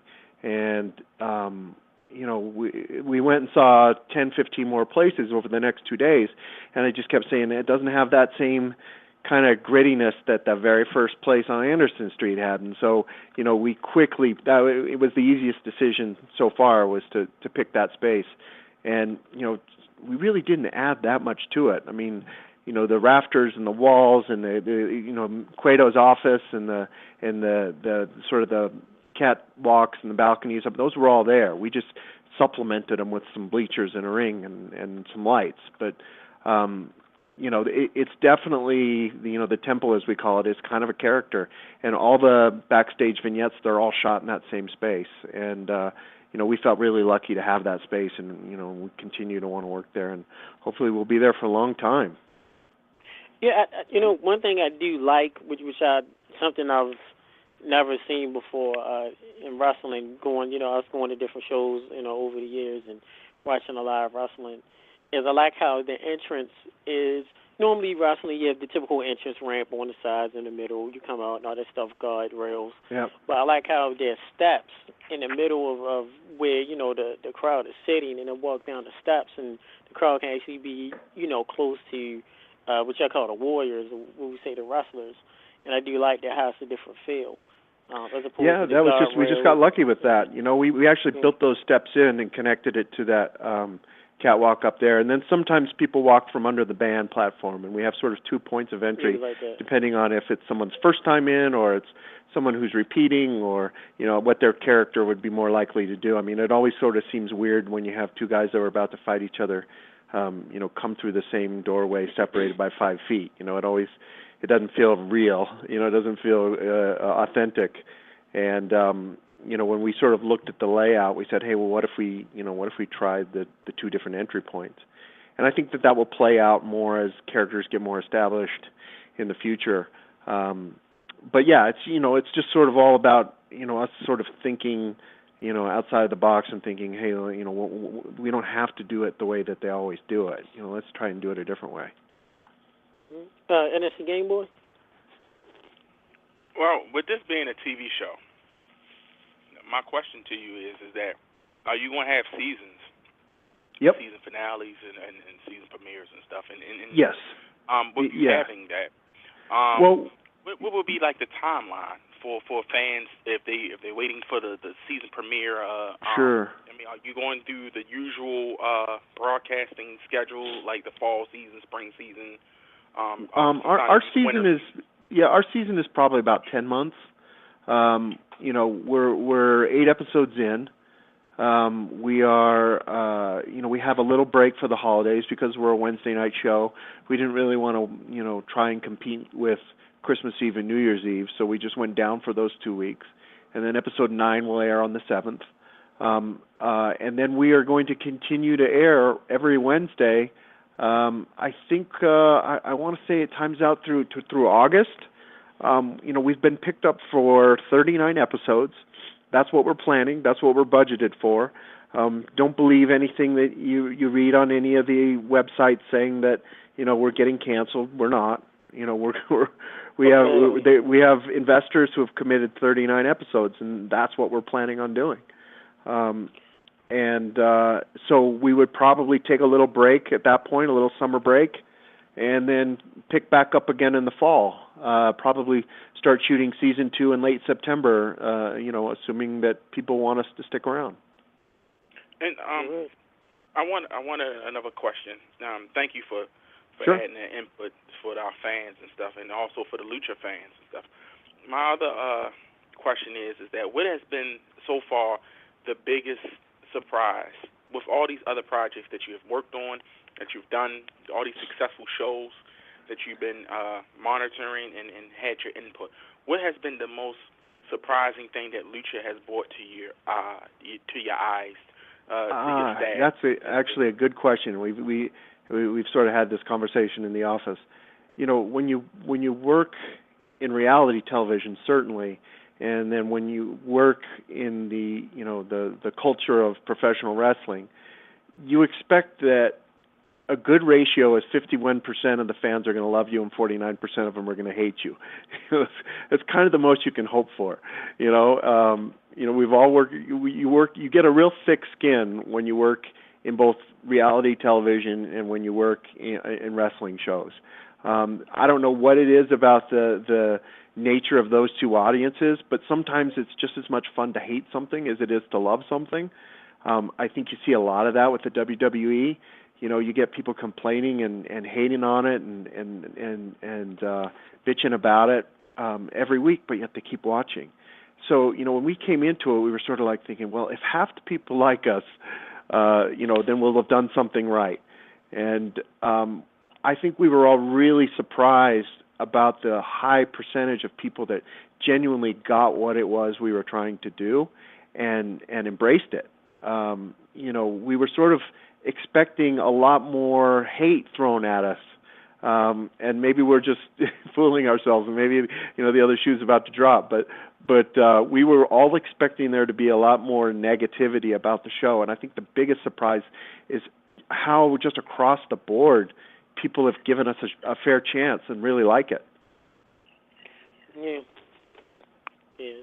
I do like I do agree with that. And me and Anderson Game Boy and I know Shin Blade, we all big movie buffs and we love watching all different types of movies and whatnot and watching different shows. And when Lucha came on, I definitely loved it. It, like I said, it looked different, it felt different, different people, backstage segments. I will give ups to Shin Blade, our correspondent, videographer, because he actually educated us a lot more with the show. I knew what the show was, but, if I missed the episode, he'd be like, oh, watch Lucha Underground, this guy, that guy, So, yeah. definitely like it. When it changed course here, Eric, with you being an executive producer and you worked on a lot of shows, we did our research, Apprentice and a whole bunch of other joints, and explain to us the mindset that you need to be an executive producer. And if you can, real quick, two-part question. Explain to us the different mindset you had when you were working with WWE on Tough Enough or Legends House as opposed to now with Lucha Underground. It's interesting. Okay, it's funny because I started my TV career 25 years ago, and I started very much in, part of the production crew. I became an editor and then a producer, and I sort of imagined that when you became an executive producer or a showrunner, that your job would be creative, 95% of the day, and that you would get all this great creative input. Having now done it for 7 or 8 years, I can tell you that really the biggest part of my job is to hire all the right people, to put together the team, and then to get out of their way. Coming into Lucha Underground, a good executive producer, a good showrunner knows what they don't know, and I don't know how to book a wrestling show. I don't know how to write a wrestling show. But I knew I had to find the right person to do that. I don't know how to direct, but I knew how to find the right director. I don't know how to, do production design, but I know good production designers. And so I think the key is to really keep an ear to the ground and find the best possible people that are available, put them together on a team, and then be an advocate for those people and try to really push, sort of, I would say, run block for these guys. Try to push through the network politics. Try to get the creative people as close to the final product as possible. I've been on shows that get ruined when network executives who don't know anything about what you're doing try to tell you how to do it. You know, when I was doing Bully Beatdown for MTV, you know, we had some executives that had never seen an MMA fight in their life, and they were trying to tell us how to do, you know, MMA television. So, you know, the key thing for me is really just to find the right people, and it's guys like Chris DeJoseph and his team. You know, Chris is a lifelong wrestling fan, and he spent, you know, 7 years writing for the WWE. And when I met with him the first time, I knew he was the right guy. He had the right kind of passion for it. He had the right kind of experience. He had the right temperament to work with the guys that I work with. And you know, he wasn't afraid to tell me his opinion in a very strong way. And so, you know, I respected him for that. And, you know, he knew more than I did about it. He knows more than anybody on our show about actual wrestling. So, you know, when it comes to the wrestling part, I sort of let him do his thing. You know, when it comes to directing the backstage vignettes and it comes to the character packages, we have a guy on our staff named Skip Chasen, who was a trailer editor, and he's a director, and he's a amazing talent. He does all this great stuff for Robert Rodriguez. And, you know, we just stay out of his way. We just say, okay, Skip, here's the scene. How do you want to shoot it? And he comes up with these camera angles, comes up with these cutaways. He weaves these character stories that I don't think I could do if I was left, you know, to do it myself. And so it's just really about putting together the right team of people. And so that's kind of the key to it, I think, from an executive producer standpoint. And, you know, it sort of changes from show to show. I mean, my role on Lucha Underground is a lot different than my role on The Apprentice or on Bully Beatdown or whatever, and it's just sort of about being an advocate for the team of people that you hire. How much, I mean, you know, we love putting people on the spot. Sure. Out of course, in our opinion, we feel that you're so free and so passionate about Lucha because it's new, and you feel like you're having freedom, you're able to, you know, you're very happy and satisfied with the product. So excluding Lucha Underground, WWE Legends House, Tough Enough. Out of those two, what was the most difficult time or frustrating time that you had working with them? Well, Lucha's been, you know, that's my baby right now, so I love it. You know, there's nothing they can do wrong. You know, when we were doing, when I was doing those shows for Tough Enough and Legends House, and I went, and I'll say this, look, they are a company that has done incredibly well for 30 years. You know, when I look at the power of Monday Night Raw, you know, the fact that it has been a top 5 cable show for 25 years or something like that, and we're talking, you know, top 2 or 3 consistently for 25, 30 years, like, they're doing something right. And they've got people on board who are very protective of the product. Now, having said that, I will say that I didn't always understand some of the decisions that they made in Tough Enough and some of the decisions that they made even in Legends House. You know, I was very proud of, you know, 9 of the 10 episodes that we did on Tough Enough, and I was particularly impressed with Stone Cold Steve Austin. I sort of feel like he was probably one of the great characters that I've ever worked with as far as talent. I've never seen somebody take, you know, we were basically taking a guy who'd spent 20 years in wrestling or sports entertainment and asking him to be a host of a reality show. And by day 2, he was one of the best hosts I've ever worked with. You know, he's a guy that understands who his character is. He understands what audiences respond to. He understands how to get under the skin of contestants. And the fact that WWE didn't do more with him, I think, is absolutely insane. I mean, they should have made the WWE network the Stone Cold Steve Austin network. I mean, I would have paid $9.99 for that. The guy is an unbelievable talent, and as far as I can tell, they've dropped the ball with him. You know, and maybe he still does stuff for him, and I've heard rumors that, you know, he may come back in some capacity. But, you know, he was great on that show, and the fact that they didn't bring that show back, even though it was, you know, doing well in the ratings, and and people were talking about it and they were excited by it. It just seemed like a real shame, and when I say 9 out of 10 episodes, the 10th episode where Andy wins it, that was very much sort of taken, the creative controls were sort of taken away from me, and Steve I don't even think was in that episode other than the live part at the end. And that was sort of an example of, man, I wish we could have just gone through with the original vision of the show. But hey, they wrote the check for the show, so it's not up for me to tell them how to spend their money.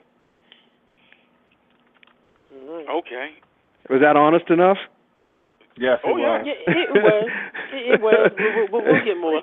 We'll okay, get more. you can get into that. And as far as Legends House, I got to say that was a great opportunity, and I'm appreciative of those guys who've given me Legends House because say what you will, and it wasn't a show for everybody, but when they handed me that thing and they said, okay, do a house reality show with 8 former wrestlers, and all of them are in their 60s and 70s. I thought, oh shit, I'm completely fucked on this one. I thought, because I really didn't have anything to do with the casting. They kind of just gave me these guys, and then I called each of them individually and started talking to them and getting to know them. And I thought, this is either going to be the funniest show ever or the worst show ever. And I think it probably is, depending on who you talk to. But to get to work with guys like Roddy Piper and Mean Gene Okerlund was the best, and Jim Duggan, and I mean those guys were great. I grew up watching those guys. Jimmy Duggan. I was a huge fan of early '80s WWF. I mean, I was in the audience in the LA Sports Arena for WrestleMania 2 as like a 15-year-old. Sitting in there watching the cage match. So that was the era that I grew up watching, and to get to work with those guys it was a real treat, and it was a real joy, and I was grateful to WWE that they let me do that show, and they let my partner and I do that show the way we wanted to do it. They did come in at the end and add in some time to try to make it fit the network time slot, and you never want to turn in a 42-minute show and then watch it on the air and it's 52 minutes, but you can forgive them of that. Real quick, Eric, and then I'll turn over to GB and Shen. Speaking of Hacksaw Jim Duggan, since you love 80s wrestling and 90s, and NSC Game Boy is a pro gamer, remember on the video game WWF Royal Rumble for the Sega Genesis, remember back in those days?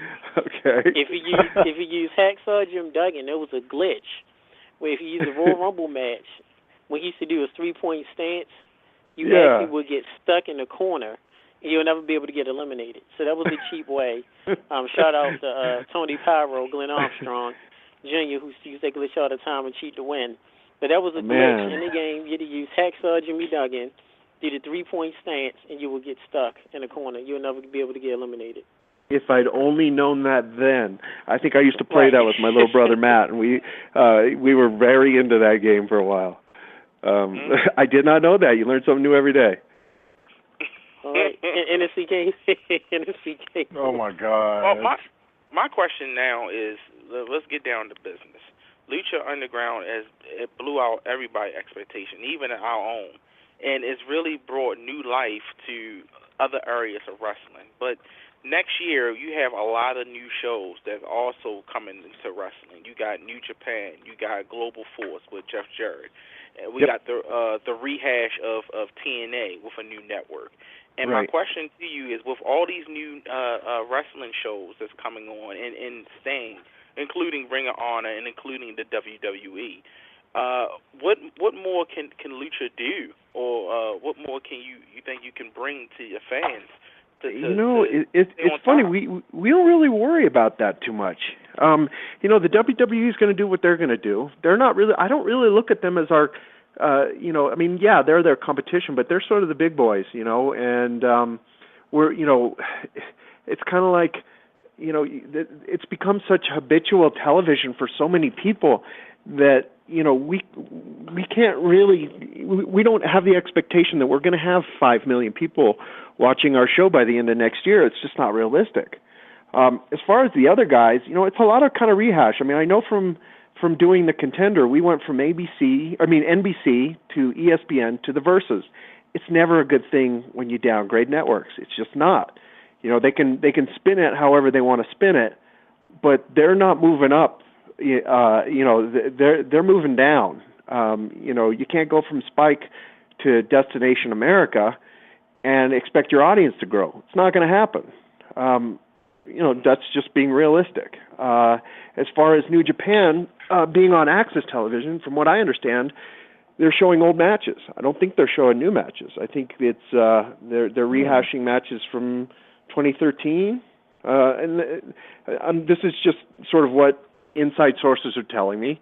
The other one is not on the air yet, and I don't know anything about it. And if where it even is on the air, it was supposed to be on the air before we were. And then what else does that leave? Ring of Honor. I mean, they're all pay-per-view basically. That's totally different. That's where are they showing on? Sinclair Broadcasting. Okay. Yeah, Sinclair Broadcasting. Okay, Sinclair Broadcasting. I mean, I sort of feel like they are where they are, and they're not in. I know we kind of are sort of going back and forth with talent with those guys, but we're sort of offering something completely different. I look at all those other products, and I don't see any of them that are in direct competition with what it is we're trying to do. We're doing something completely different, and they all have their, they have their fans, and we're the new kids on the block, and we're the ones that have only been on the air for 8 weeks, and we just need time to grow. Thank you. Thank you so much. That is the best answer that you can give, because you have a perspective not only in the business but behind the camera and the TV world, where for us and our fans we don't. And by you breaking down, and of course, no one is going to stop the WWE. We're not, we know sports entertainment. The WWE is going, as long as Vince McMahon still have air in his body, he's still going to continue doing what he do, because he didn't get the 30 years of the WWE just by getting lucky. Yep. We understand that. But Lucha is so fun to look at. And shout out to Shen, our correspondent, for even introducing it to us. Thank you. Our correspondent, Shen Blade, for bringing it to our attention. It is so fun.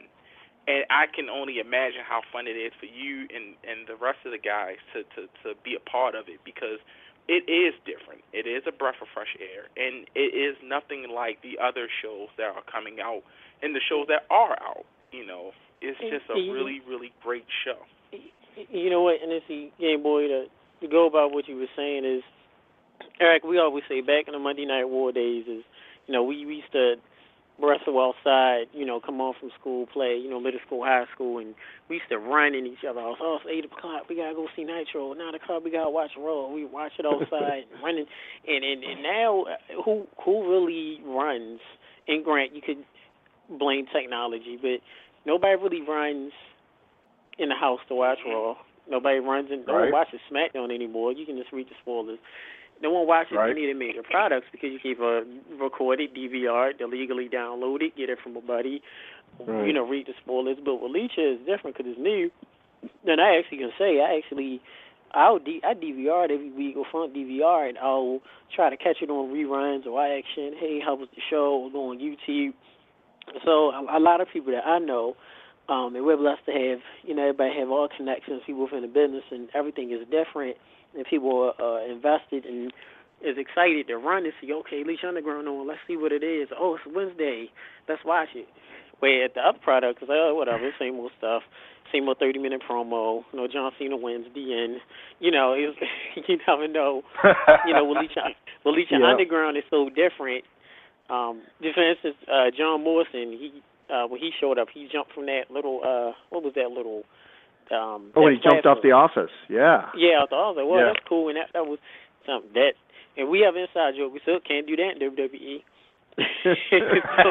Look, and honestly, it feels like we're so lucky that we don't. I don't have those problems. We don't have to then pack up the house and drive to Albuquerque in the middle of the night for a dark show the next night.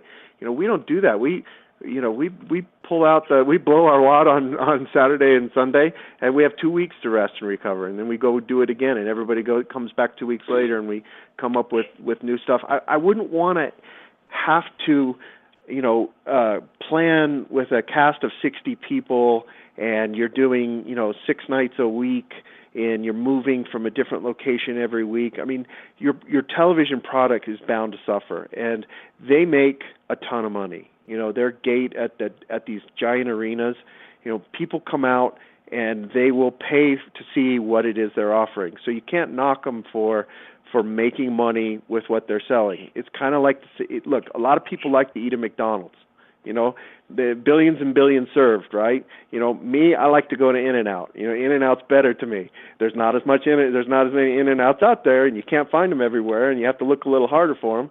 But that's kind of what I would like. And so we kind of want to be, you know, we're not in the mass-produced, mass product business. We don't have the mass budgets for advertising. We have to rely on social media.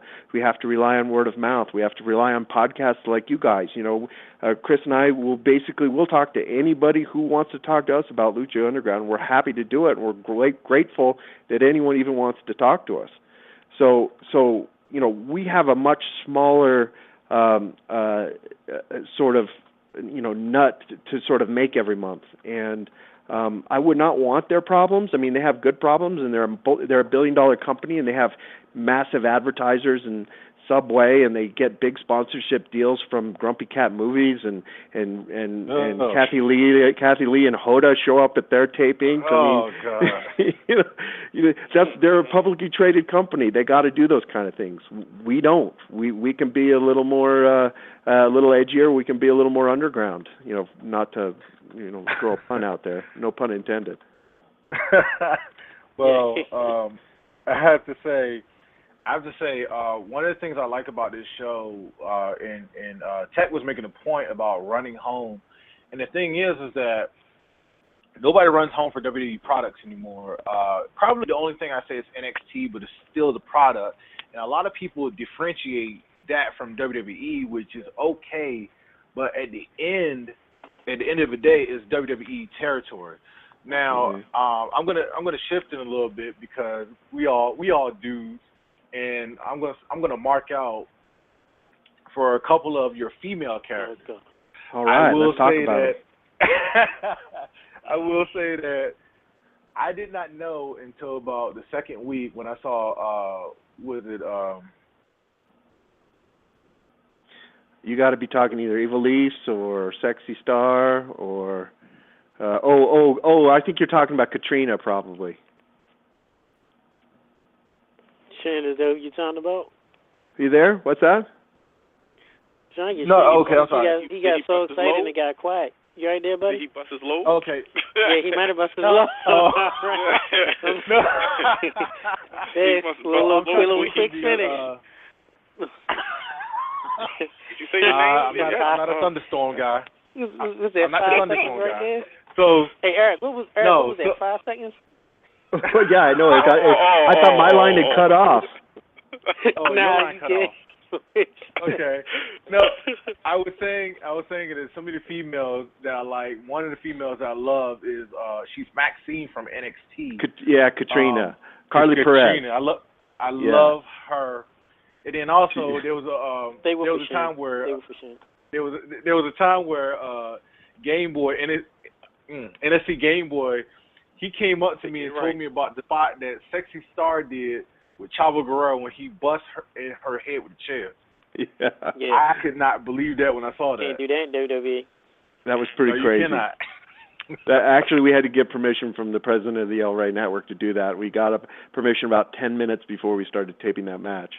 But you know what? They have such a good attitude about it. El Rey's attitude is like, as long as you're not showing women in a demeaning way, and that the women are tough, and she's in there fighting, and she's, you know, the women can do whatever the men can do, and that's how we look at it. You know, we don't ask like, oh, is this terrible to put a woman in this situation? We say, would a man do it? And if the answer is yeah, a man would take a chair shot to the head, then we say, okay, then Sexy can take one too.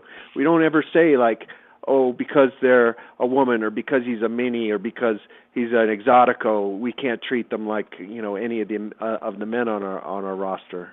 You know, that little Masquerita Sagrada, he takes bumps. He takes the hardest bumps of anybody on the entire staff. In the Aztec Warfare match that's coming up they about take his head off, and it scared the hell out of me when it happened. I literally ran out of the control room and ran around the side to make sure his head was still attached to his body. That little guy is as tough as they come. And, our attitude is why treat them any different? They want to be here. They're there for the reason. They know what they signed up for. It's demeaning to them to say that they're not as good as the men on our roster. But yeah, you're talking about Katrina, and Katrina's she's gonna get in the ring before too long. I wouldn't worry too much about seeing more of Katrina. Well, also, I wanted to actually we discussed this weeks ago, but can you tell us how it was on Tough Enough at the end with Stone Cold, and how you had to get things together that you couldn't even say belt on the show? Oh, yeah, that kind of came up. That kind of came up partway through production. And, Steve was from sort of the old school, where you said you said the word wrestling, and you said the word belt, and you said, kind of the things that the new era of wrestling sort of frowns on. And we came up with that gimmick of, we give them all a belt at the beginning, and as we eliminate them, Steve takes the belt away from them. Well, you can't call it a championship because it wasn't a championship. It was really just a belt. And then we kind of got halfway through the taping, we kind of got word from Stanford that, they don't want you saying belt, and in pure Steve fashion, he's like, well, what the fuck do they want me to call it? It's a goddamn belt. I'm calling it a goddamn belt. And that was kind of the end of the discussion. And he would do that a lot. He would just kind of say, fuck this, and he would, I'm doing it my way. And, ultimately, that's Stone Cold Steve Austin. He says he wants to call it a belt. I'm not going to be the one to tell him to call it a championship. So, he was great about doing that kind of stuff. And I think, Steve to this day would say that, we should return more to that kind of era. And I don't think he's wrong. Real quick, all right. Like I said, real quick, we thank you much for, having you on. I know you're a very busy man. Having you on too. We got we'll bring in one of our other supporters. We're gonna bring in Toph right now. He has a quick question for you before we let you go. Okay. Welcome to Under the Mat Radio. Toph, you there? Yeah, I'm here. Toph, hey buddy, what's up? You in here live with Eric Wagenen, executive producer of Lucha Underground. I know you had a question. I had a question. I had a question, Eric. How exactly did you get in contact with Vampiro? I always liked him in WCW, and he just kind of fell off for a while, so it's nice to see him again in Lucha. Was it something like you recruited him, or did Conan recruit him, or how did that work? He actually, Dorian Roldan from AAA, when we were looking at announcers, he suggested him, and, he was one of the guys that Chris and I met with when we were down in Triple Mania, and, he's a character. He's out there, and I didn't really understand the importance that he had in Mexican wrestling, and the first day of taping, people started chanting his name when he came out, and, I'd kind of just thought he was this, ex-wrestler that, had a little bit of, had done a little bit of side stuff and, kind of been around for a long time, but Vampiro is a lot wiser about wrestling than I think people give him credit for. He works with he's one of the people that's completely bilingual on the staff, and he works to help put together a lot of the matches, and that guy really understands the psychology of a wrestling match, and he really works with the Lucha guys to try to maybe, and I don't want to say change their style to the American style, because that's not really what they do, but maybe just hybrid it a little bit and to not just make it a complete spot fest, but to, he helps kind of these guys create these matches that, we're all really happy to have him as a resource.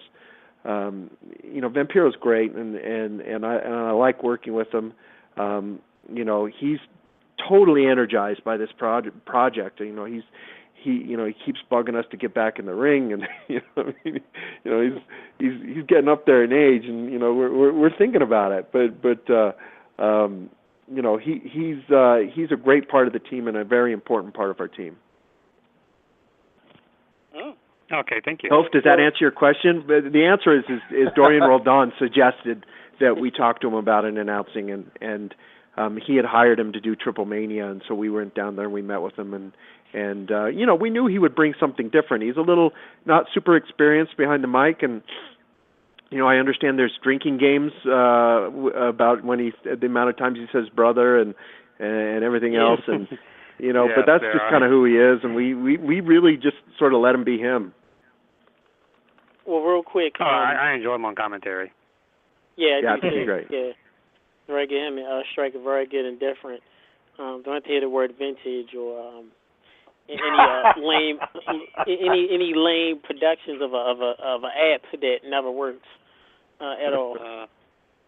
Real quick, Eric, I know we're very short on time, so if you can stay on the line, Eric, give a chance if you can give us a little teaser of the next episode of Lucha Underground and let us know how to contact you. Aztec Warfare. This is a crazy match that Chris DeJoseph and I think Chris Roach came up with it years ago, long before they ever worked for Lucha. They would just sort of spitball matches between them. What would be a crazy, cool match to do? It's more of it's basically 20-man match. Somebody new comes in every 90 seconds, and the only way you get eliminated is a pinfall or submission. So it takes up the entire episode, and it is good. Oh, all right. It's a fun one. I will say it's a really fun one. Unfortunately, we do have to cut to commercial a couple times during the match, but it is you won't miss any action. There are certain moments in there that are really fun and really crazy, and everybody gets a chance to really show what they can do. Good, man. Real quick, how do we contact you? Lucha Underground. Hopefully, we can have you back on for the new year very soon. So let us know how to contact you. What's next for you yourself? Yeah, you guys, you got my Twitter. Shin's found me. I think he has my cell phone. If not, give it to me. He sent me some stuff. I'm going to send you guys some Lucha swag. I know that Lucha merchandise is a tough thing to come by these days, and we're working on it. I promise. It's one of the high priorities for the new year, and we'll try and send you guys some stuff in the next week or two. Thank you. Thank you. And thank you. At Lucha El Rey. I'm the worst Twitter person in the world, but at Eric Van Wagenen, and Facebook. We have a Twitter page or a Facebook page, Twitter page. All the social media stuff. Follow us on El Rey. We have a YouTube channel. Get the El Rey Network. Contact your providers. Oh, and watch the Celebrity Apprentice this Sunday. Season 14 premiere Sunday night at 8. Watch my man Donald Trump do his thing. He keeps getting that money. That's my other show. That's my day job. Lucha's my side job. I love it. Be your night job, day job, night job. In some ways, it's a lot more fun. Real quick, before we let you go, I'll definitely be honest too that I did watch The Apprentice and fell off, and I just saw the commercial today about Celebrity Apprentice with T.O., and I was like, man, I ain't watching that. But since we're good buddies on Eric, and you are playing part of the family, you are on it, I definitely will be tuning in. You can give it a chance. Look, I appreciate what you guys are doing for Lucha Underground. We need the audience way more than NBC. So if you have to choose the Underground. I'm trying to get it out in Baltimore, and people talk about it all the time. Like whenever I go places, and then if we have, and also not to kiss up or anything like that, but if we had the swag and everything, people would just probably not shut up about it when they see us. We'll send it to you, and if you guys ever make it to LA, we'll get you, in the crazy section for a taping. That would be fun. Well, we are actually we are in. We do plan to be going to LA next year. Man, this again, we do have some work coming up with a couple other guys, Screen Junkies on YouTube. And when we come to LA, we definitely will be calling you, and we'll definitely be setting something up. If we're taping, you guys can come. We'll get you in, backstage tour, the whole thing. Thank you. Thank you. We definitely will. Thank you for that. All right. And we will definitely make sure, Eric, that Shin will stay. Make sure his load lasts more than 5 seconds. Hey. You gotta let Shin talk a little more. Well, I'm the correspondent, so. Eric, have a happy New Year. You and your family. You take care of yourself. Thanks, guys. Well, hopefully we'll be talking soon. All right. Bye-bye. All right, thank you. All right. Bye. Good night. Everybody, that was the man himself, executive producer of Lucha Underground, Eric Van Wagenen. Big ups, all citizens, big ups. We do thank the sensational one, Shin Blade, our great correspondent, for providing us with the guest today. Doing a great job as usual with Under the Mat Radio. Topher, you still there? Yeah, still here. You drink your apple juice? Nah, nothing good. Everybody, Toph the man. Toph, uses apple juice as his pimp juice, so he Actually, Toph and I, we were on Inside Wrestling earlier today, and actually my head hurts from earlier because we had a big discussion about what happened at the end of Raw, and it just got on my nerves so bad, like if anybody watched it. I didn't even see Raw yet.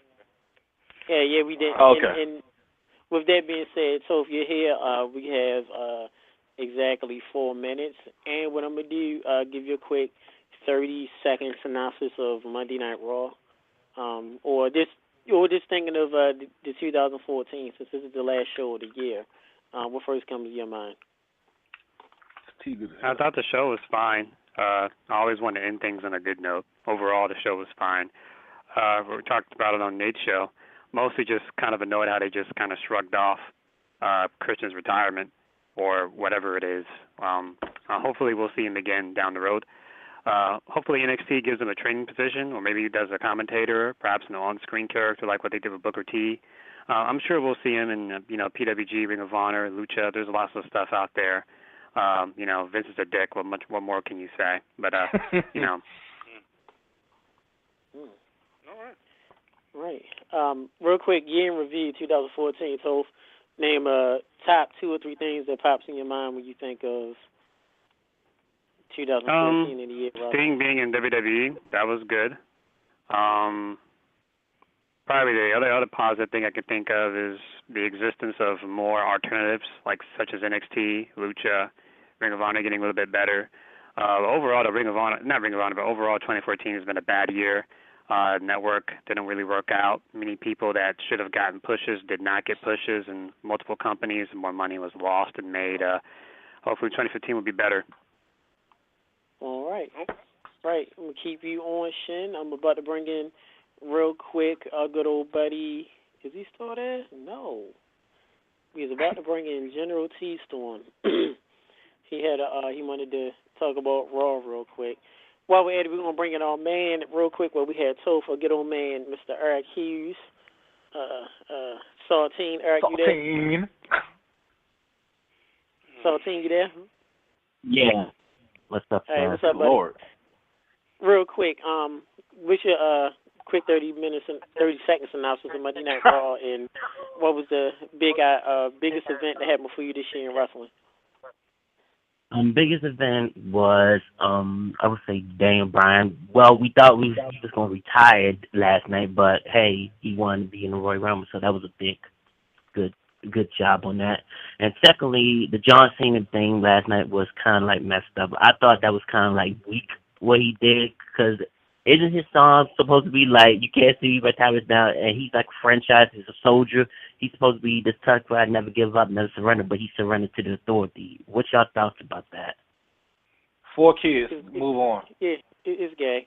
4 kids stuff. Yeah, 4 kids, move on. Open. Yes, yes. And game, what were your quick thoughts? 2014 was great. Like Coach said, the rival Sting was excellent. I was at WrestleMania 30. Seeing the Undertaker streak be broken in person was one of the most chilling things I think I ever saw. Also, Brock Lesnar beating the unadulterated dog shit out of John Cena at SummerSlam was very, very amusing. Can't wait for 2015 for all these other alternative wrestling groups. Lucha is the truth. Get with it. And I didn't see Raw last night, so I don't care. But the rest of it, yeah, it's pretty good. 2014 needed help, and 2015 seemed like it's going to be the Band-Aid. Yes, definitely. Real quick, fans, we thank you and love you all much. last show for Under the Mat Radio for this year. We'll be back next Tuesday. Will be some changes. We will have our own URL and own set up. We will give you all that information at the end of this week. Thank you much, Shin Blade, for providing this. Thank you, Eric Van Welden, Spike TV, We're number everybody 10. of Lucha. Yes, we are. Lucha Underground. Yes, we are. Big ups to Bruce Hart real quick, and Miles Johnson did a quick fan vote of the top wrestling podcast. We made the top 10 for everybody for that. Also, thanks Skip Bedell, Catch a Contractor. Thanks much to his family and all of Spike TV and Elray Network for providing them. So, thank you much, fans. Anything else real quick? Shin, Innocent Game Boy. Happy New Year, everyone. Stay safe. Yep. Take care. Yep. And Under the Mat, and also hashtag Under the Mat Radio 2015. Big things are happening, and we're gonna be number 5. Yes, 5 and up. Toast, real quick. Hashtag Apple Juice, Pimp Juice. Yeah, don't get shot. Yeah, exactly. Saltine, anything you want to say? How much you hate George Burkett, love Game Boy, the character? You gonna get your butt kicked. Yeah. Well, I want to send condolences to Christine Carino, the voice of Rugrats, Becky, and Dexter Laboratory. She's been a real blessing in our lives throughout our childhood, and I really appreciate her. So wherever her family is, we thank y'all. We really thank y'all. Yes. Big ups to General T Storm, everybody ACW, Stevie Ray Styles, 1CW, Kendrick Kamari, the Vamp King, everybody else for that support. We'll be back with y'all. See y'all next year. OCW. Thank you much. Be easy. Talk to you then. Beef and Reef. Goodbye. Later.